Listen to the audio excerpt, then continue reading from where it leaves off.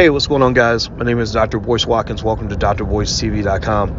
I was talking to Alicia this morning about this show called The Real Housewives. It's a series. I guess they have one in Atlanta, Real Housewives of Potomac, Real Housewives of every city, right, babe? They do, but I started watching a few months ago during my quarantine, The Real Housewives of Potomac. The guilty pleasure, huh? It's a guilty pleasure, and it was recommended by a dear friend of mine, and I've been watching it, and it's like a beautiful taboo. And every time I turn it on, you leave the room, Boyce. What is that? Well, I got to walk out of the room because I can't watch none of that shit. But I do think, and also, by the way, all those women are horribly unattractive to me. I would never marry a woman like that. If you acted like any of those women on that show, I would have ran for the hills. Oh boy. Well, these women are able to get with high successful men. Yeah, but success, you mean just in terms of having money? Having money, if people think success is all about how much money you have, then that's not a very smart person, in my opinion. Well, I think the show is based on a housewife who's married, like a trophy wife. You're a trophy wife, and we want to see what's going on in your life. Also, like a materialistic people. So, you know, it's funny. I can see why we have an interest in the show, because as a finance guy, I wrote that book, Financial Love Banking, and I've always been intrigued by how money makes people, you know, do stupid stuff. It makes them want to have relationships with each other just because. And that show's all about money and materialism and everything else. And most of those women are not even, a lot of them aren't even married, right? No, some of them aren't married, but they were married to successful men. But I will have to say that I think the Jamal Bryant and Giselle Bryant story is really intriguing. Number one, they kind of paint the picture that Jamal is just some deadbeat dad who is somebody who's sleeping with his congregation and, you know, having babies all over the place. But when you listen they portray him like that. But when I listen to him speak, I heard him, because he's been going back and forth with some drama on the show. When I hear him speak, he is an intelligent man. He makes perfect sense. Like when he tells his story, that makes sense. But how they portray him is almost like he's a child. Yeah, well, you know, Jamal, I went to Africa with Jamal, and I talked to him up close. I don't know him super well. I don't know anything about what any man does in the bedroom. But, you know, he was cool. He's very intelligent. You know, I didn't like that portrayal. I mean, don't get me wrong. I mean, if he's made mistakes, then that's what it is. But I just kind of feel like the parts I saw, like they were just like doing this crazy vendetta.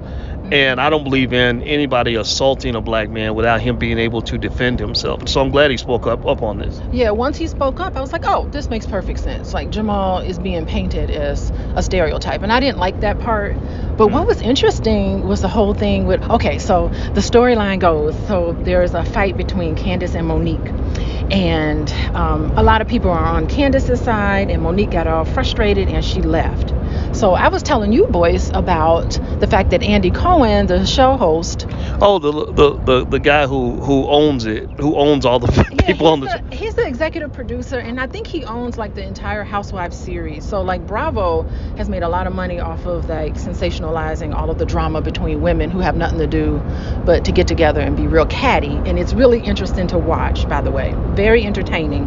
However, I would have to say that he made a comment about, oh, it must be really nice that now that you're making money off the show, that must be really interesting in terms of the power dynamic in your relationship. And, you know, Monique was like, excuse me, but this little money that you're giving me on this show is nothing compared to what my husband has. Like, my husband brings in a lot of money. And so I don't really need your money. Like, she was just saying, I don't need this little petty. This is petty cash to me. So they're just assuming that because she's a black woman and she's married to a black man, that the black man must not be shit. Is that pretty much Well, I think what's happening is that, you know, he retired as a football player years ago. And so they just figured his money's all dried up because he hasn't played football in a long time. But what they don't understand is that she runs like their real estate business. They own homes, they own property. She talked about how her husband invests his money and how, you know, all of this, she's fine. She doesn't really need to show. She was appreciative of the opportunity, but I think they really did her in this season unfairly. But I think what was interesting is that I saw another post, and I'm talking a lot right now. I saw another post where they looked at Andy's salary compared to her salary, and Andy is worth $90 million. So he's made $90 million from making these black women look crazy, like a pack of chicken heads that nobody would ever, in their right mind, ever want to be associated with.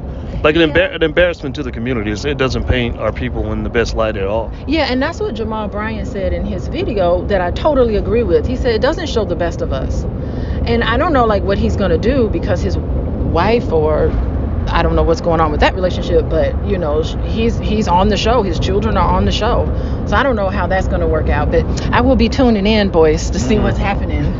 Well, it's my guilty pleasure. Well, it was also a therapist's dream because I'm sure you see mental dysfunction all over the place.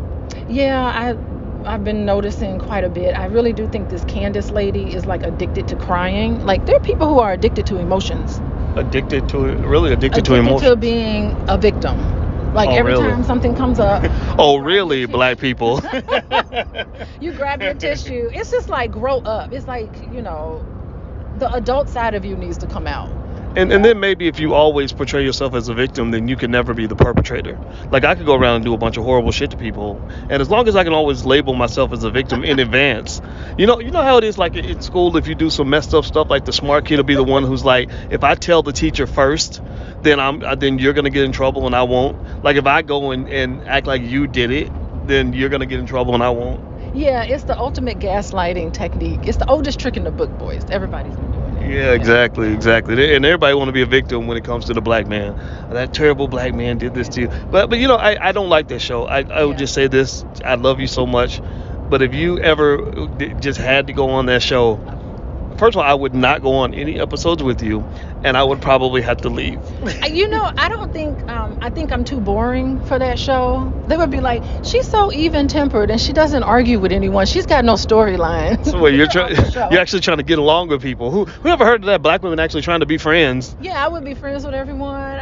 It just wouldn't work. I wouldn't have a fun storyline, so they wouldn't like me at all. Well, you wouldn't work in mainstream media. They only like black women when they fight. You know, it's so interesting because if you look at each one of the women on the show individually, they're intelligent, they're pretty, they're smart, they have PhDs, they have jobs, they're doing wonderful stuff, they're entrepreneurs. Like, they're very inspiring, but something happens like when they all get together. I don't understand. Like, I haven't quite figured that out. Like, on this show, like, I haven't seen any of the other Housewives series. I've only seen Potomac. And it's just, and by the way, that area of the United States is my favorite area in the world. I would love to move to the East Coast. I like the people over there. I like that feeling. I love DC. So that's like my favorite. We got to go to DC soon, boys. Yeah, I like DC a lot.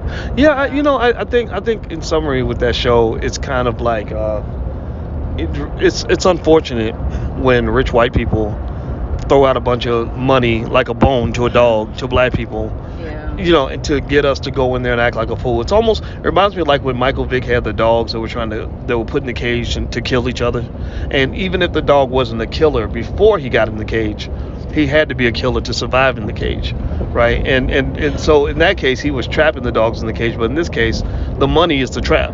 They lure them in like you lure, a materialistic woman who maybe used to have a lifestyle and she's addicted to that lifestyle. She needs to find any way to maintain it. So you offer them big money to go on TV and embarrass black people everywhere. And that show's kind of sad to watch. I couldn't agree with you more, Boyce. Now you're making me want to not watch the show anymore. Well, I think it's interesting to watch in the sense of trying to understand what's happening in the culture, and also, like I said, I mean, they always have therapists on shows like that because those people, everybody on their show needs a therapist, and you are a therapist. So I think that we can watch stuff like that and elevate the discussion. As opposed to, like, I think co-signing on it is a whole different thing. Yeah, I think the therapists on the show do a wonderful job. And it's funny because it'll be all this drama, and then a therapist will come in nice and calm and say really, like, all the therapists on there say really solid. They give them solid pieces of information. And then they go out and practice it and don't practice it. That's the things like, oh, I got to remember my therapist said I need to do this. and then they just go and do something else. It's really hilarious. Yeah, that's what people do when they messed up in the head. Well, anyway, guys, we're about to get out of here.